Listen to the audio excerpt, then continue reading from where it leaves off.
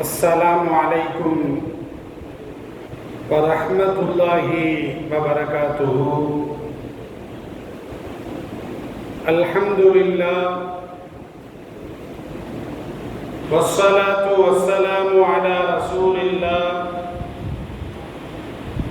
وعلى آله وأصحابه عباد الله. أما بعد، فقد قال الله تعالى في كلامه القديم الفرقان المجيد: أعوذ بالله من الشيطان الرجيم، بسم الله الرحمن الرحيم. فذكر إن نفعت الذكرى. وقال أيضا: فذكر إنما أنت مذكر. صدق الله العظيم. قال النبي صلى الله عليه وسلم: اللهم أحيني مسكينا وأمتني مسكينا واحشرني في زمرة المساكين يوم القيامة، أو كما قال عليه الصلاة والسلام. صدق النبي صلى الله عليه وسلم. அளவற்ற அருளாளன், நிகரற்ற நிறைந்த அன்பாளன், எல்லாம் வல்ல அல்லாஹுவின் திருப்பெயரை போற்றி அகில உலகத்திற்கு அற்புடையாக அருளப்பட்ட அண்ணல் நபிகள் நாயகம் ஸல்லல்லாஹு அலைஹி வஸல்லம் அவர்களை போற்றி எனது உரையை ஆரம்பம் செய்கின்றேன். அன்பிற்கினிய அல்லாஹுவின் நல்லடியார்களே, எல்லாம் வல்ல அல்லாஹ் அல் குர்ஆனிலே சூரத்துல் அஅலா என்ற அந்த சூராவில் நபி ஸல்லல்லாஹு அலைஹி வஸல்லம் அவர்களை பார்த்து இறைவன் சொல்லுகின்ற பொழுது இறைவன் இப்படி சொல்லுவான்: ஃபதக்கிர், நபியே நாயகமே, நீர் உபதேசம் செய்வீராக. இன் நஃபஅத்தி ذிக்ரா, நிச்சயமாக உபதேசம் என்பது பயனளிக்கக்கூடியதாக இருக்கிறது என்று எல்லாம் வல்ல அல்லாஹ் அல் குர்ஆனிலே சொல்லி காட்டுவான். சயத்தக்கரு மன் யக்ஷா, யார் இறைவனை அஞ்சுகிறாரோ அவர் அந்த உபதேசத்தை அவர் ஏற்றுக்கொள்வார். வயதஜன்னபுகல் அஸ்கா, எவர் துர்பாக்கியமுடையவராக இருக்கிறாரோ அவர் அந்த உபதேசத்திலிருந்து விலகிக் கொள்ளுவான் என்று எல்லாம் வல்ல அல்லாஹ் அல் குர்ஆனிலே சொல்லி காட்டுகிறான். அதற்கு அடுத்த சூரா சூரத்துல் காஷியா. அந்த சூராவிலும் நபி ஸல்லல்லாஹு அலைஹி வஸல்லம் அவர்களை பார்த்து இறைவன் சொல்லுகின்ற பொழுது ஃபதக்கிர், நபியே நாயகமே, நீர் உபதேசம் செய்வீராக. இன்னமா அந்த முதக்கிர், நிச்சயமாக நீர் உபதேசம் செய்யக்கூடியவர்தான். எல்லாம் வல்ல அல்லாஹ் அந்த வசனத்துல சொல்லி காட்டுறான். அப்ப கண்ணியமிக்கவர்களே, அப்ப ஸல்லல்லாஹு அலைஹி வஸல்லம் அவர்களுடைய அந்த உபதேசம் என்பது ஒட்டுமொத்த உலகத்திற்கும் பயன் தரக்கூடியதாக இருக்கிறது. இறைவனை அஞ்சுபவருக்கும் பயன் தரக்கூடியதாக இருக்கிறது, இறைவனை அஞ்சாதவருக்கும் பயன் தரக்கூடியதாக இருக்கிறது. நபிகள் பெருமான் ஸல்லல்லாஹு அலைஹி வஸல்லம் அவர்கள் அப்ப இந்த உலகத்திற்கு அனுப்பப்பட்டதெல்லாம் முதக்கிர், அழகிய முறையில் அழகிய உபதேசம் செய்யக்கூடிய ஒரு மனிதராக, ஒரு தூதராக, ஒரு நபியாக இந்த உலகத்தில் எல்லாம் வல்ல அல்லாஹ் அன்னலாரை அனுப்பினான். அப்ப ஸல்லல்லாஹு அலைஹி வஸல்லம் அவர்களுடைய வாழ்க்கையில் ஏராளமான உபதேசங்கள் இருக்கின்றன. ஒவ்வொரு சஹாபிக்கும் தனிப்பட்ட முறையில் நபி ஸல்லல்லாஹு அலைஹி வஸல்லம் அவர்கள் செய்த வசியத், அந்த உபதேசம் காலத்திற்கும் பின்பற்றக்கூடிய ஒரு அழகிய ஒரு உபதேசமாக இருக்கிறது. சஹீஹான ஒரு ஹதீஸ் நபிமொழி தொகுப்பிலே பதிவு செய்யப்பட்டிருக்கிறது. அபூதர் ரலியல்லாஹு அன்ஹு அவர்கள் அறிவிப்பார்கள். அவங்க என்ன சொல்றாங்கன்னா, அமரணி ஹலீலி பிஸபஇன், எனது உற்ற நண்பர், எனது ஆருயிர் தோழர் முஹம்மது நபி ஸல்லல்லாஹு அலைஹி வஸல்லம் அவர்கள் எனக்கு 7 கொண்டு உபதேசம் செய்தார்கள், 7 விஷயங்களை எனக்கு ஏவினார்கள் என்று அபூதர் கிஃபாரி ரலியல்லாஹு அன்ஹு அவர்கள் அறிவிப்பார்கள். அவர் இப்படி சொல்லியிருக்கலாம், ஸல்லல்லாஹு அலைஹி வஸல்லம் அவர்கள் எனக்கு உபதேசம் செய்தார், எனக்கு ஏவினார் என்று சொல்லியிருக்கலாம். முஹம்மது ஸல்லல்லாஹு அலைஹி வஸல்லம் அவர்களுடைய அந்த பெயரை குறிப்பிடாமல், அவர்களுடைய அந்த தூதுவத்தை குறிப்பிடாமல், அவர்களுடைய நுபுவத்தை குறிப்பிடாமல், எனது நபி எனக்கு இப்படி சொன்னார் என்று சொல்லவில்லை, எனது தூதர் எனக்கு இப்படி சொன்னார் என்று சொல்லவில்லை, அல்லது முஹம்மது நபி ஸல்லல்லாஹு அலைஹி வஸல்லம் அவர்கள் எனக்கு இப்படி சொன்னார் என்று சொல்லவில்லை. கலீலி, எனது ஆருயிர் நண்பர். அப்ப ஸல்லல்லாஹு அலைஹி வஸல்லம் அவர்களுக்கும் அந்த அபூதர் ரலியல்லாஹு அன்ஹு அவர்களுக்கும் எப்படிப்பட்ட ஒரு இணக்கம் இருந்தது, எப்படிப்பட்ட ஒரு பிணக்கம் இருந்தது, பிரிக்க முடியாத ஒரு நட்பு அவர்களுக்கு மத்தியில் இருந்ததின் காரணமாக நபி என்ற வார்த்தையை சொல்லாமல், தூதர் என்ற வார்த்தையை சொல்லாமல், எனது நண்பர் முஹம்மது ஸல்லல்லாஹு அலைஹி வஸல்லம் அவர்கள் எனக்கு 7 கட்டளையிட்டார்கள், 7 விஷயங்களை பின்பற்றி நடக்கும்படி என்னை ஏவினார்கள் என்று அபூதர் ரலியல்லாஹு அன்ஹு அவர்கள் அறிவிப்பார்கள். ஒன்று என்ன அப்படின்னா, அமரணி பிஹுப்பில் மசாகீன், எனது ஆருயிர் தோழர் முஹம்மது நபி ஸல்லல்லாஹு அலைஹி வஸல்லம் அவர்கள் எனக்கு என்ன கட்டளையிட்டார் தெரியுமா, என்ன உபதேசம் செய்தார் தெரியுமா, ஏழைகளை நேசிக்கும்படி எனக்கு அவர் கட்டளையிட்டார். வத்துனுப்பி மின்ஹோ, அவர்களோடு நெருங்கி பழக வேண்டும் என்று எனக்கு கட்டளையிட்டார் என்று அபூதர் கிஃபாரி ரலியல்லாஹு அன்ஹு அவர்கள் இந்த செய்தியை தெரிவிக்கிறார்கள். கண்ணியமிக்கவர்களே, ஸல்லல்லாஹு அலைஹி வஸல்லம் அவர்கள் கேட்கக்கூடிய அந்த துஆவை பார்க்கின்ற பொழுது அனஸ் ரலியல்லாஹு அன்ஹு அவர்கள் தெரிவிக்கக்கூடிய இந்த செய்தி திர்மிதி என்ற நபிமொழி தொகுப்பிலே பதிவு செய்யப்பட்டிருக்கிறது. ஸல்லல்லாஹு அலைஹி வஸல்லம் அவர்கள் கேட்ட துஆக்களில் அழகிய ஒரு துஆ. ஸல்லல்லாஹு அலைஹி வஸல்லம் அவர்கள் என்ன துஆவை கேட்டார்கள்? அல்லாஹும்ம அஹ்யினி மிஸ்கீனா, இறைவா என்னை ஏழையாக வாழ வைப்பாயாக. வ அமித்தினி மிஸ்கீனா, இறைவா என்னை ஏழையாக மரணிக்க செய்வாயாக. வஹ்ஷுர்னி ஃபீ ஜும்ரத்தில் மசாகீன் யௌமல் கியாமா, நாளை மறுமை நாளில் ஏழைகளுடைய அந்த கூட்டத்தாரோடு என்னையும் எழுப்புவாயாக. ஸல்லல்லாஹு அலைஹி வஸல்லம் அவர்கள் இந்த துஆவை கேட்டார்கள். இன்னொரு செய்தி திருமதியிலே பதிவு செய்யப்பட்டிருக்கிறது.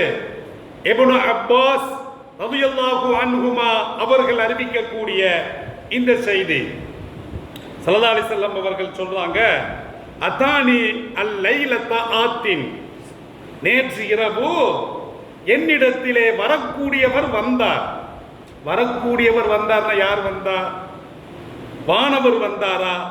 வேறு யாரும் வந்தாரா? அவு அத்தானி அல்லைலத்த ரப்பி, ஸல்லல்லாஹு அலைஹி வஸல்லம் அவர்கள் சொல்லுகின்ற பொழுது, நேற்று இரவு என்னிடத்திலே எனது இரட்சகன் வந்தான், எனது ரப்பு வந்தான். வந்து காலையா முஹம்மத், முஹம்மத் அவர்களே என்று என்னை அழைத்தான். குல்து லப்பைக் வஸஅதை, நான் இறைவா உனக்கு முன்னால் நான் ஆஜராகி இருக்கிறேன், உனக்கு முன்னால் நான் அடிபணிந்து நிற்கிறேன் என்று நான் சொன்னேன் என்று ஸல்லல்லாஹு அலைஹி வஸல்லம் அவர்கள் சொல்றாங்க. அப்ப இறைவன் வந்து ஒரு செய்தியை சொல்றான். அப்ப இறைவன் சொன்னதாக ஸல்லல்லாஹு அலைஹி வஸல்லம் அவர்கள் ஒரு செய்தியை அறிவித்தால் அதற்கு ஹதீஸே குதுசி என்று பெயர். இது ஹதீஸே குதுசியாக இருக்கிறது. அப்ப இறைவன் வந்து என்ன சொன்னான் அப்படின்னா, ஃபகால இறைவன் சொல்றான், இதா ஸல்லைத முஹம்மது ஸல்லல்லாஹு அலைஹி வஸல்லம் அவர்களே, நீங்கள் தொழுகையை நிறைவேற்றினால், நீங்கள் தொழுகையை முடித்துக் கொண்டால், குல் இந்த துஆவை கேள், இந்த துஆவை கேட்டு பாருங்கள் என்று எனது இறைவன் எனக்கு சொன்னான். என்ன துஆ? அல்லாஹும்ம இன்னி அஸ்அலுக ஃபிஅலல் கைராத். இதனுடைய அர்த்தம் என்னவென்று சொன்னால், இறைவா நான் உன்னிடத்திலே நன்மைகள் புரிவதை கேட்கிறேன். இறைவன் கற்றுக் கொடுத்த துஆ. பதர்க்கல் முன்கராத்தி, இறைவா நான் உன்னிடத்திலே பாவங்களை விட்டு விடுவதற்கு கேட்கிறேன். நான் நன்மையை புரிய வேண்டும், பாவங்களை செய்யாமல் இருக்க வேண்டும் என்று நான் கேட்கிறேன். வஹுப்பல் மசாக்கீன், இறைவா நான் ஏழைகளை பிரியப்பட வேண்டும் என்பதை கேட்கிறேன். அல்லாஹ் கற்றுக் கொடுத்த ஒரு துஆ. அப்ப ஏழைகளின் மீது பிரியம் என்பது ஸல்லல்லாஹு அலைஹி வஸல்லம் அவர்கள் வைத்தது என்பது இறைவன் கற்றுக் கொடுத்த இந்த துஆவை ஸல்லல்லாஹு அலைஹி வஸல்லம் அவர்கள் தொழுகைக்கு பின்னால் இந்த துஆவை கேட்டு வருவார்கள்.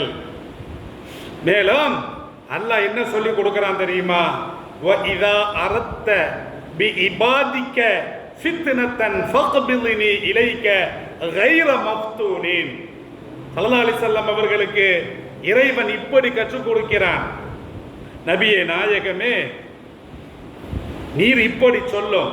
எப்படி சொல்லும் அப்படின்னா, இறைவா நீ உனது அடியார்களில் ஒருவருக்கு சோதனை தர நாடினான், நீ உனது அடியார்களில் ஒருவருக்கு சோதிக்க நாடினால் ஃபக்பில்னி இலைக கைர மஃப்தூனின், இறைவா அந்த சோதனைக்கு உட்படாமல் ஒன்னின் அளவிலே என்னை கைப்பற்றிக் கொள்வாயாக என்று இப்படி கேட்க வேண்டும் என்று இறைவன் ஸல்லல்லாஹு அலைஹி வஸல்லம் அவர்களுக்கு கற்றுக் கொடுக்கிறார். அப்ப கண்ணியமிக்கவர்களே, அப்ப ஸல்லல்லாஹு அலைஹி வஸல்லம் அவர்கள் வேறு ஹதீஸ்ல பார்க்கின்ற பொழுது ஸல்லல்லாஹு அலைஹி வஸல்லம் அவர்கள் என்ன துஆ கேட்டிருக்கிறாங்கன்னா, அல்லாஹும்ம இன்னி அஊது பிக மினல் குஃப்ரி வல் ஃபக்ரி, இறைவா நான் உன்னிடத்திலே இறை மறுப்பை விட்டும் பாதுகாப்பு கோருகிறேன், நான் உன்னிடத்திலே ஏழ்மையை விட்டும் பாதுகாப்பு கோருகிறேன் என்று ஸல்லல்லாஹு அலைஹி வஸல்லம் அவர்கள் அப்படியும் கேட்டிருக்கிறார்கள், இப்படியும் கேட்டிருக்கிறார்கள். இறைவா என்னை ஏழையாக வாழவை, ஏழையாக மரணிக்க செய், ஏழைகளுடைய கூட்டத்தில் என்னை எழுப்பி விடுவாயாக. கண்ணியமிக்கவர்களே, அப்ப ஏழைகளாக இருக்க வேண்டும் என்று ஸல்லல்லாஹு அலைஹி வஸல்லம் துஆ செஞ்சாங்களா? நான் பரம ஏழையாக இருக்க வேண்டும், பஞ்ச பராரியாக வாழ வேண்டும், அடுத்தவரிடத்திலே கையேந்த வேண்டும் என்று விரும்பி ஸல்லல்லாஹு அலைஹி வஸல்லம் அவர்கள் துஆ செஞ்சாங்களா? துஆ கேட்டார்களா? இந்த ஹதீஸினுடைய அர்த்தம் என்ன என்று முஹத்திஸீன்கள் விளக்கம் தருகின்ற பொழுது அவர்கள் அழகான விளக்கத்தை தருகிறார்கள். என்ன அப்படின்னா, ஸல்லல்லாஹு அலைஹி வஸல்லம் அவர்கள் ஏழ்மையை தரும்படி கேட்கவில்லை. ஸல்லல்லாஹு அலைஹி வஸல்லம் அவர்கள் ஏழ்மையை தரும்படி அவர்கள் வேண்டவில்லை, மாறாக இறைவனுடைய விதிப்படி நான் ஏழையாக இருக்க வேண்டும் என்று சொன்னால், நான் ஏழையாக இறைவனுடைய விதியில் இருந்தால் அதை நான் மன உறுதியோடு ஏற்றுக்கொள்கிறேன். இது அந்த துஆவுடைய அர்த்தம். சில பேர் புலம்பி தள்ளிடுவான், அடுத்தவர்களை பார்த்து அவன் எப்படி இருக்கிறான், வீடு வச்சிருக்கிறான், பங்களா வச்சிருக்கிறான், கார் வச்சிருக்கிறான், பிசினஸ் இருக்குது, நம்மளை இறைவன் இப்படி ஆக்கிட்டானே என்று புலம்பி தீர்க்கக்கூடிய சில மனிதர்களை இந்த உலகத்தில் பார்க்கிறோம். புலம்பல் என்பது மக்களுக்கு முன்னால் புலம்பக்கூடாது, அல்லாஹ்விடத்தில் தான் புலம்ப வேண்டும். நமது புலம்பல் என்பது நேரடியாக யாரிடத்திலே முறையிட வேண்டும்? அல்லாஹ்விடத்தில் தான் முறையிட வேண்டுமே தவிர மனைவியிடத்திலோ, மக்களிடத்திலோ, நண்பர்களிடத்திலோ, ஊரார்களிடத்திலோ, உலகத்தார்களிடத்திலோ நமது புலம்பலை முன்வைக்க கூடாது. அப்ப ஸல்லல்லாஹு அலைஹி வஸல்லம் அவர்கள் கேட்ட இந்த துஆவின் அர்த்தம் என்ன தெரியுமா? இறைவா, உனது விதிப்படி நான் ஏழையாக இருக்க வேண்டும் என்று சொன்னால் அந்த ஏழ்மையையும் நான் மன உறுதியோடு ஏற்றுக்கொள்கிறேன். இறைவா, எனக்கு செல்வமே இல்லை என்று சொன்னாலும், குறைவான செல்வம் இருந்தாலும் கூட, நீ அதை தந்தாலும் கூட அது எனக்கு போதுமானது. இறைவா, நான் ஏழையாக இருந்தாலும் கூட அடுத்தவரிடத்தில் கையேந்த மாட்டேன், உன்னின் பக்கம் தான் எனது தேவையை முன்வைப்பேன். என்ன அர்த்தம்? இறைவா, என்னை வேலையாக வாழச் செய்வாயாக. உனது விதி நான் ஏழையாக இருக்க வேண்டும் என்று சொன்னால், நான் ஏழையாக மரணிக்க வேண்டும் என்று சொன்னால் அந்த விதியை ஏற்றுக்கொள்கிறேன். இது அர்த்தம். என்னை ஏழையாகிரு, நான் அடுத்தவண்ட முசாஃபிரா திரியணும், நான் ஒவ்வொரு ரூபாயா கையேந்தியா, அது இஸ்லாத்துல கிடையவே கிடையாது. கண்ணியமிக்கவர்களே, கலாக்கதிர் அடிப்படையில் அல்லாஹ் ரப்புல் ஆலமீன் சில மனிதர்களுக்கு செல்வத்தை வழங்குவான், சில மனிதர்களுக்கு செல்வத்தை வழங்காமல் இருப்பான். இறைவனுடைய கலாக்கதிர், அதை யாராலும் மாற்ற முடியாது. அந்த கலாக்கதிர் அடிப்படையில் செல்வந்தர்களாக இருந்தால் இறைவனுக்கு நன்றி பாராட்ட வேண்டும், ஏழைகளாக வாழ்ந்தால் அதை மனம் முவந்து மன உறுதியோடு ஏற்றுக்கொள்ள வேண்டும். நான் சம்பாதிப்பேன், நான் இதிலிருந்து மீளுவேன், எனக்கு அல்லாஹ் போதுமானவன், நான் அல்லாஹ்விடத்தில் தேவையாகுவேன் என்ற மன உறுதியோடு வாழ வேண்டும் என்ற தத்துவத்தை தான் முஹம்மது நபி ஸல்லல்லாஹு அலைஹி வஸல்லம் அவர்கள் இந்த செய்தியின் மூலமாக நமக்கு கற்றுத் தருகிறார்கள். கண்ணியமிக்கவர்களே, அப்ப ஸல்லல்லாஹு அலைஹி வஸல்லம் அவர்கள் மிஸ்கீன்களை ஆசிப்பதை, பிரியப்படுவதை தமது பிரார்த்தனையிலே முன்வைத்தார்கள் என்று சொன்னால் என்ன காரணம்? ஹதீஸ்ல பார்க்கும் பொழுது 40 வருஷங்களுக்கு முன்னால், அதாவது இந்த உலகத்துல 40 வருஷமா அல்லது மறு உலகத்துல 40 வருஷமா? அப்ப கண்ணியமிக்கவர்களே, அங்கு ஒரு வருஷம், மறுமையில் ஒரு வருஷம் என்பது இந்த துன்யாவில் 50,000 ஆண்டுகளுக்கு சமமானது. ஸல்லல்லாஹு அலைஹி வஸல்லம் அவர்கள் ஒரு ஹதீஸிலே சொல்லி காட்டுகின்ற பொழுது, ஏழைகள் செல்வந்தர்களை விட 40 ஆண்டுகளுக்கு முன்னால் சொர்க்கத்தில் நுழைந்து விடுவார்கள். ஏன்னா நாம கேட்கிறோம், ஒவ்வொரு செல்வத்திற்கும் ஒவ்வொரு ரூபாய்க்கும் அல்லாஹ்விடத்திலே கணக்கு இருக்கிறது. 4 விஷயங்கள் ஸல்லல்லாஹு அலைஹி வஸல்லம் அவர்கள் சொல்லுவாங்களா இல்லையா? உனது வாலிபத்தை எப்படி கழித்தாய், நீ எப்படி சம்பாதித்தாய், எப்படி செலவழித்தாய். அப்ப கண்ணியமிக்கவர்களே, ஒவ்வொரு பைசா செலவிற்கும் அல்லாஹ்விடத்தில் பதில் சொல்லாகணும். ஒவ்வொரு ரூபாய் வருமானத்திற்கும் அல்லாஹ்விடத்தில் பதில் சொல்லி ஆக வேண்டும். அப்ப கண்ணியமிக்கவர்களே, வக்ஃபு சொத்தை ஆட்ட போடுறது, அனாதைகள் சொத்தைகளை ஆட்ட போடுறது, அப்பாவி சொத்துக்களை ஆட்டை போடுறது, ஏழைகளுடைய சொத்துக்களை ஆட்டைய போடுறது, அப்ப அல்லாஹ் சும்மா இருப்பானா? அப்ப ஒவ்வொரு வருமானத்திற்கும் அல்லாஹ்விடத்தில் பதில் சொல்லியாக வேண்டும். ஒவ்வொரு செலவுக்கும் அல்லாஹ்விடத்தில் பதில் சொல்லியாக வேண்டும். அப்ப இவர்களுடைய விசாரணை நீண்ட நெடிய காலங்களாக, மறுமையில 40 வருடங்கள்னா இந்த உலகத்துல ஒரு வருஷத்துக்கு 50,000 வருஷத்துக்கு சமம், இழுத்துட்டே இருக்கும். அப்ப கண்ணியமிக்கவர்களே, எனவே தான் ஏழைகளுடைய சிறப்பை பற்றி எம் பெருமான் ஸல்லல்லாஹு அலைஹி வஸல்லம் அவர்கள் சொல்லுகின்ற பொழுது, செல்வந்தர்களுக்கு விசாரணை இருக்கிறது. இவன்ட்ட என்ன இருக்குது? 10 ரூபா இருக்கும். இறக்கும் பொழுது அந்த 10 ரூபா கூட இல்லாம இருக்கும். ஸல்லல்லாஹு அலைஹி வஸல்லம் அவர்கள் செல்வந்தர், கோடீஸ்வரர் வறுமையை தேடிக்கொண்டார்கள். கண்ணியமிக்கவர்களே, வறுமையை தானாக தேடிக்கொண்டார்கள். இருக்கிற செல்வங்களை எம் பெருமான் ஸல்லல்லாஹு அலைஹி வஸல்லம் வாரி வாரி வழங்கினார்கள். மஸ்ஜிது நபவி இருக்கிறது, இது ஸல்லல்லாஹு அலைஹி வஸல்லம் அவர்களுடைய சொந்த பணத்தில் நிலம் வாங்கப்பட்டு கட்டப்பட்டது. யாரிடத்திலும் கையேந்தல. அப்ப கண்ணியமிக்கவர்களே, அப்படிப்பட்ட ஒரு கோடீஸ்வரர் முகமது நபி ஸல்லல்லாஹு அலைஹி வஸல்லம் எந்த அளவுக்கு என்று சொன்னால் அவர்களிடத்திலே 100 ஆடுகள் இருந்து கொண்டே இருக்கும். ஒரு ஆடு குட்டி போட்டுச்சுன்னா அதை அறுத்து விருந்து வைப்பார்கள். அவர்களுடைய மனைவிமார்களை ஏழ்ம நிலையில விட்டு செல்லல. 100 ஆட்டு மந்தைகள் கொண்ட ஒரு ஆட்டு மந்தையில 100 ஆடுகள் இருக்கும். ஹதீஸ்ல பார்த்தா தெரியும். இருந்தாலும் ஸல்லல்லாஹு அலைஹி வஸல்லம் அவர்கள் படோடபமாக வாழவில்லை, ஆடம்பரமாக வாழவில்லை. இறக்கின்ற பொழுது ஸல்லல்லாஹு அலைஹி வஸல்லம் தமது உருக்கு சட்டையை மீட்டாமல் இறந்து போனார்கள். இறக்கும் பொழுது ஒரு யூதனிடத்தில் ஒரு கொஞ்சம் கோதுமைக்காக வேண்டி அடமான வச்சு அதை மீட்டாமல் இறந்து போனார். அல்லாஹ் அவருடைய துஆவை கபூல் செஞ்சிட்டான்.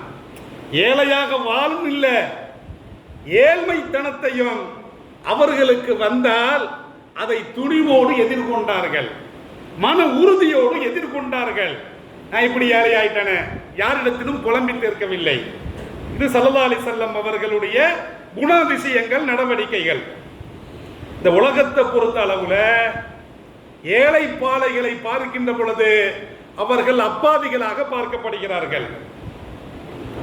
அதோடு மாத்திரமல்ல, அவர்கள் அந்த ஏழை பாலைகள் சாலிகானவர்களாக இறையச்சம் உடையவர்களாக இருக்கின்ற பொழுது அவர்களுடைய துஆக்களை அல்லாஹ் கபூல் செய்கிறான். ஏழைகளுக்கு வழங்கப்பட்ட ஒரு சிறப்பு.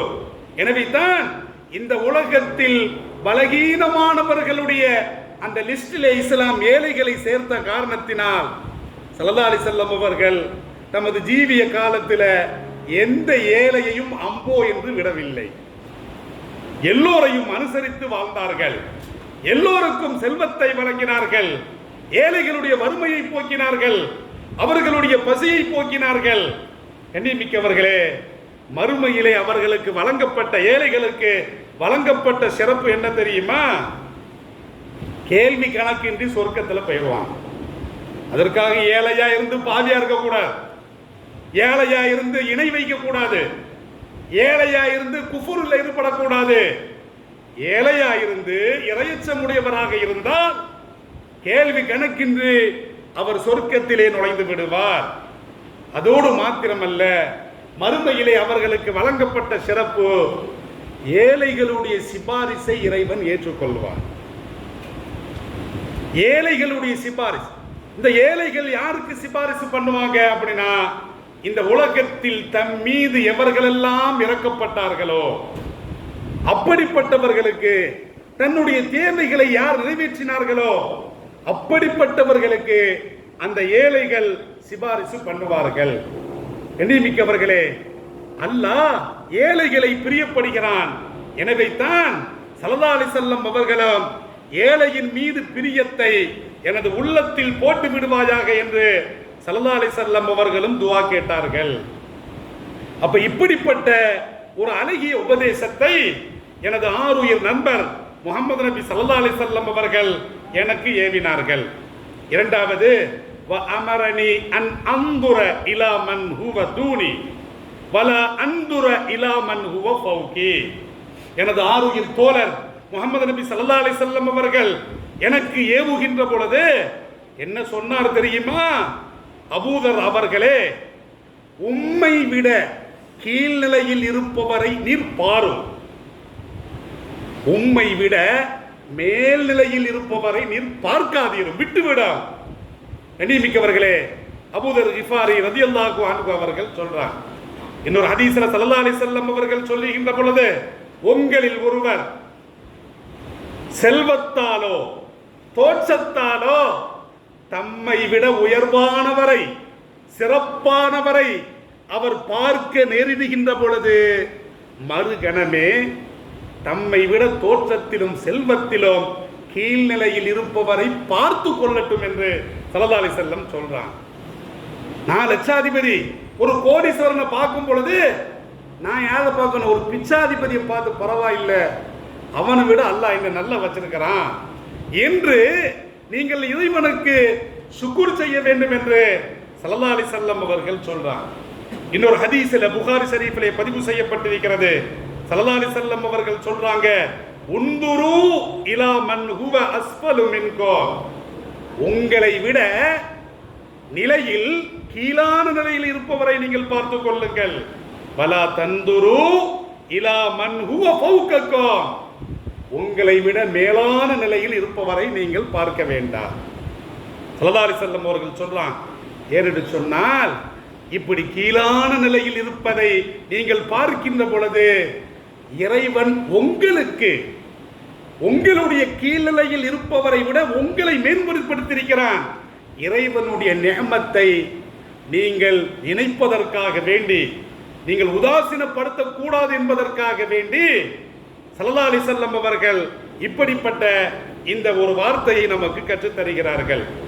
மேலும் எனது ஹபீப் முஹம்மது நபி ஸல்லல்லாஹு அலைஹி வஸல்லம் அவர்கள் சொல்லுகின்ற பொழுது, வ அமரனி அன் அஸிலர் ரஹிம வ இன் அதுபரத், உறவோடு நீ ஒட்டி வாழ் என்று எனக்கு சொன்னார். அந்த உறவு என்னை புறக்கணித்தாலும் சரியே. சில்மன் தத்தஅக, அப்ப உறவோடு நீ ஒட்டி வாழ், அவர்கள் உன்னை துண்டித்தாலும் கூட. அவன் பேச மாட்டேங்கிறான், உறவுக்காரன் பேச மாட்டேங்கிறான், அவன் பின்னாலே போறான் அப்படின்னா நீயும் பின்னாலே போகாத. ஸல்லல்லாஹு அலைஹி வஸல்லம் சொல்றாங்க, உறவாடுவது என்பது பகரத்திற்கு உறவு வைப்பது அல்ல. அவர் பேசினால் நான் பேசுவேன், இப்படி வைப்பது உறவாடுவது அல்ல. பகைத்தாலும் கூட நீர் வழியே போய் உறவோடு ஒட்டி வாழ் என்று எனது ஹபீப் முஹம்மது நபி ஸல்லல்லாஹு அலைஹி வஸல்லம் அவர்கள் எனக்கு கற்றுத்தந்தார். மேலும் எனது ஹபீப் ஸல்லல்லாஹு அலைஹி வஸல்லம் அவர்கள் சொல்லுகின்ற பொழுது, வ அமரனி அல்லா அஸ்அல அஹத ஷையன், நான் எவரிடத்திலும் எதையும் வேண்டக்கூடாது எனக்கு கற்றுத்தர்றார். நான் யார் வீட்டுக்கு முன்னாலே போய் நிற்க கூடாது, நான் யாருக்கு முன்னாலே போய் நிற்க கூடாது, நான் யாரிடத்திலும் எதையும் கேட்கக்கூடாது. கண்ணியமிக்கவர்களே, இதைத்தான் இஸ்லாம் சொல்லுகிறது. கேட்பதாக இருந்தால் இறைவனிடத்திலே கேளுங்கள். செருப்பின் வாறு அருந்தாலும் கூட முதல் உதவியாக இறைவனிடத்தில் அணுகுங்கள், இஸ்லாம் சொல்லி காட்டுகிறது.